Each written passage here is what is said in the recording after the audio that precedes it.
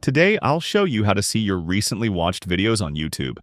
First, open YouTube and make sure you're signed into your account. On desktop, click the three horizontal lines in the top left corner to open the menu. Then select History. Here, you'll find a list of all the videos you've recently watched.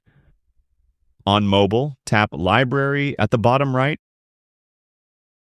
To see your full watch history, tap View All. If you're looking for something specific, use the search history bar at the top to find a video by title or keyword. For example, I'll search for space-related videos. To remove a video from history, tap the three dots next to it and select Remove from Watch History. If your watch history is paused, YouTube won't save what you watch. To enable it, go back, tap Settings, select Manage All History, and turn it back on. That's it. Now you know how to check your recently watched videos on YouTube.